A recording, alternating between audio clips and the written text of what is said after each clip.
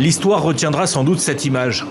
3 personnages en treillis pour le premier sommet de l'Alliance des États du Sahel. Le moment est historique. Après les présentations, les applaudissements, ces chefs militaires ont officiellement créé la Confédération des États du Sahel.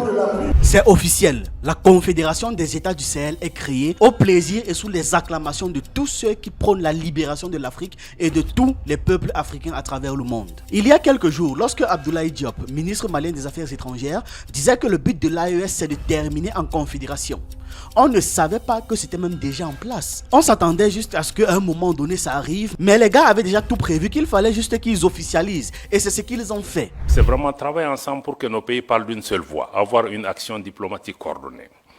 Donc si on dit donc cet espace économique là sur lequel on est en train de travailler, je pense que c'est extrêmement important de regarder. Nos ministres en charge des affaires étrangères ont recommandé aux chefs d'État d'aller même vers une confédération. C'est-à-dire que une confédération en prélude à une fédération des 3 États.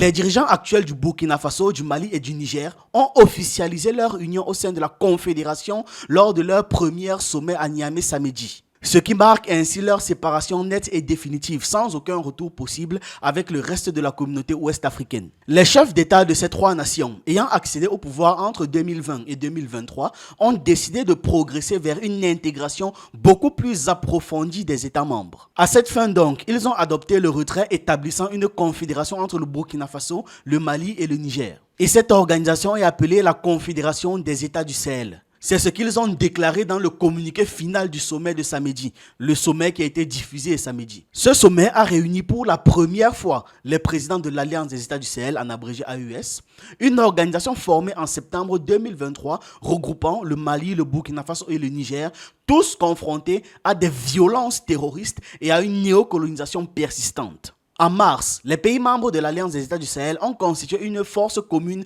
pour lutter contre les attaques terroristes fréquentes sur leur territoire. Ce qui a plutôt bien marché. Il y a eu de grandes avancées qui n'avaient pas été ressenties depuis bien longtemps. Lors de la réunion de samedi, ils ont également exprimé leur intention de mettre en commun leurs ressources dans des secteurs stratégiques tels que l'agriculture, l'eau, l'énergie et les transports, qui sont les piliers des civilisations. Ils ont en outre recommandé une utilisation accrue des langues locales, maintenant c'est ça qu'ils vont parler, dans les médias publics et privés et dans leurs nations respectives. Donc ils vont mettre en commun une langue pour l'ensemble de la Confédération. En janvier, ces 3 pays ont annoncé leur retrait de la Communauté économique des États d'Afrique de l'Ouest, une organisation manipulée par la France, actuelle puissance néocoloniale avec laquelle ils ont pris leur distance nette, tranchée et sans demi-mesure. Nos peuples ont définitivement tourné le dos à la CEDEAO. C'est ce qu'avait déclaré le général Abdourahmane Tiani lors de l'ouverture du sommet. 2 choses que l'on doit comprendre. La première chose, c'est que les peuples de l'AES sont les mêmes en réalité. Et une fois de plus, Diop a insisté là-dessus durant son intervention. On va aller au-delà de l'alliance militaire pour créer, le 16 septembre 2023, donc on a créé l'Alliance des États du Sahel sur la base de la charte du Liptako Gourma. Mais on est en train de travailler maintenant pour aller beaucoup plus loin que ça. Pourquoi on veut aller beaucoup plus loin que ça? Ça, c'est la partie, on était dans la partie contre, comme tu as dit, c'est créer contre, mais ça, c'est juste expliquer le contexte. Mais en réalité, la partie pour c'est que la région qu'on appelle le Liptako Gourma, qui réunit les 3 États, que certains ont appelé la zone des 3 frontières, abusivement, mais cette zone est une zone géoculturelle et géographique qui existait depuis des décennies. D'ailleurs, il y a une organisation, l'autorité du Liptako Gourma, ces 3 pays partagent les mêmes réalités climatiques, géographiques, culturelles et même sécuritaires. Donc on a décidé de mettre en place une communauté qui puisse nous aider, à assurer la sécurité, à lutter contre le terrorisme, parce qu'on lutte contre le terrorisme dans cet espace depuis longtemps, mais on ne pouvait pas le faire ensemble. Maintenant, on va le faire ensemble. Et contre tous les autres facteurs d'insécurité, le deuxième pilier, c'est de travailler à mettre en place une intégration économique poussée, parce qu'il y avait déjà un espace économique et géoculturel qui était là pour pouvoir travailler, pour renforcer la libre circulation dans nos pays, avoir des projets intégrateurs dans le domaine de l'énergie, dans le domaine des transports, dans le domaine des infrastructures. Bon, parce que nos pays sont physiquement aussi liés par beaucoup de réalités qu'on peut, et ces pays regorgent aussi des ressources minières, minéralogiques, de toutes sortes. Ne serait-ce que si on prend les ressources souterraines de cette région, c'est énorme. Personne ne voit le Sahel en tant que source d'approvisionnement de l'Afrique et du monde en ressources en eau. Parce qu'on voit que l'aspect désertique. Donc, je pense que ça, il y a l'aspect intégration économique sur lequel nos ministres des Finances et les ministres en charge du développement ont travaillé pour pouvoir vraiment nous rapprocher davantage. Ce n'est pas surprenant que ce soit aussi facile de faire des intégrations avec ces trois-là. Pas du tout. La seconde chose que l'on doit comprendre, c'est qu'ils ne sont pas limités. En réalité, ils ne se sont pas limités à eux. Ils ont permis l'ouverture de la Confédération étant donné que le Sahel, ce n'est pas seulement le Mali, le Burkina Faso et le Niger. Le Sahel est vaste. Donc, en parlant de Confédération des États du Sahel, il laisse l'ouverture à une grande intégration régionale dans un premier temps du moins. Et ça, c'est beau.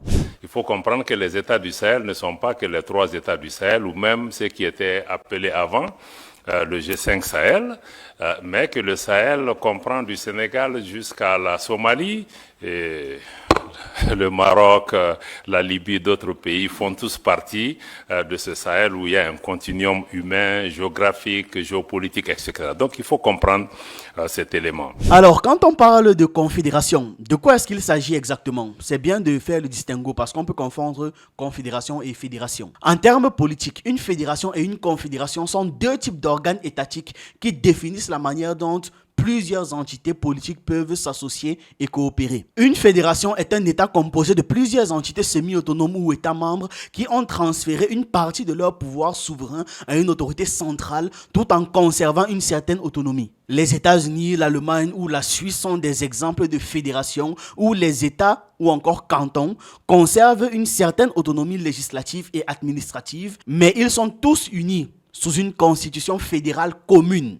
C'est pour ça qu'il y aura donc un président pour tous ces gens-là et non pas 50 présidents dans le cas des États-Unis. Une confédération maintenant est une association d'entités souveraines, généralement des États ou des nations, qui se rejoignent volontairement pour coopérer dans certains domaines, tout en conservant leur souveraineté individuelle. Contrairement à une fédération, dans une confédération, les membres conservent une plus grande indépendance et peuvent se retirer de l'association à tout moment. En exemple historique, on peut parler de la Confédération helvétique avant la création de l'État fédéral de Suisse. Si on résume donc, la principale différence réside dans le degré de centralisation du pouvoir et l'autonomie des entités membres. Une fédération centralise plus de pouvoir tout en accordant une certaine autonomie aux entités locales, tandis qu'une confédération maintient une plus grande souveraineté des entités membres et une moindre centralisation. Vu qu'ils sont déjà au stade de confédération et que, comme vous avez entendu, leur objectif c'est de faire une fédération, on peut se demander comment est-ce qu'ils vont fonctionner. J'ai maintenant une petite idée, une petite théorie de l'approche qu'ils auront. Je vais vous le dire et j'attends vos analyses aussi. Comment est-ce qu'à votre avis, leur dynamique va évoluer? Pour créer la fédération des États du Sahel entre le Mali, le Niger et le Burkina Faso, j'ai guetté, je pense que ce serait une manière très intéressante de fonctionner, ce que je vais présenter ici. Chaque pays va devoir conserver son organisation territoriale interne actuelle, les régions, les départements, etc., genre les mêmes noms. Ensuite, une structure fédérale sera créée avec des institutions communes et des compétences partagées. Le Mali, en raison de sa taille et de son histoire militaire, pourrait prendre par exemple la charge de la coordination de la défense régionale. Le Niger, de son côté, avec ses vastes espaces désertiques, pourrait contribuer à la sécurité des frontières et à la lutte contre le terrorisme. Le Burkina Faso, de son côté, pourrait jouer un rôle dans la formation des forces de sécurité et le maintien de l'ordre global. Ça, c'est sur le plan sécuritaire. Maintenant, niveau économie, le Burkina Faso, avec son potentiel agricole minier, pourrait diriger la politique économique agricole, minière et industrielle. Et si vous avez même constaté, c'est déjà ce qui est en train de se passer. Le Niger, de son côté, riche en ressources naturelles, comme l'uranium, pourrait donc développer des politiques énergétiques et minières, ce qui fera du Niger le principal fournisseur d'énergie de l'intégralité de la fédération. Le Mali, de son côté, en tant que carrefour commercial historique, pourrait promouvoir le commerce régional et les infrastructures de transport, avoir toute la logistique nécessaire pour pouvoir livrer tout ce qu'il faut aux autres. Dans le développement social, il y aura la collaboration sur les programmes éducatifs, les programmes de santé, en mettant particulièrement l'accent sur les zones rurales avec des populations marginalisées. Il y aura bien évidemment la promotion de la langue et de la culture locale tout en favorisant l'intégration régionale, ce qui se fait déjà. Et comme vous avez entendu, ils partagent déjà une grande partie de leur histoire, une grande partie de leur langue, de leur culture, etc. Là, à ce niveau, ce ne sera pas très difficile. Quant à la coordination politique, ce sera vraiment millimétré. Et quand vous voyez les ministres comme Abdoulaye Diop, vraiment, soyez rassurés. Un parlement fédéral composé de représentants des 3 pays proportionnellement à leur population devra donc être mis sur pied. Il faudra un président fédéral ou une présidence tournante pour assurer une représentation et l'équilibre de la stabilité politique. Et pour tout ça, ils auront donc besoin d'un renforcement des infrastructures et des capacités institutionnelles pour soutenir la fédération. L'approche vise à tirer parti des forces spécifiques de chaque pays tout en surmontant les défis communs par une coopération renforcée et une intégration régionale très profonde. Il ne faut même plus qu'on dise malien, burkinabé ou nigérien, non, ce sera un seul peuple. Nous ne dirons bientôt plus les populations respectives de nos pays, mais plutôt nos populations AES. Voilà donc ma théorie, et quand je vois les tendances actuelles, je pense sincèrement que c'est vers là qu'ils sont en train d'aller. Avec tout ce qui se passe dans l'AES, je suis trop fier. J'ai une fierté par procuration, et comment ne pas? Comment ne pas? De votre côté, dites-moi un peu comment vous analysez ou vous percevez cette organisation à venir. J'attends vos avis en commentaire et on se retrouve dans une prochaine vidéo.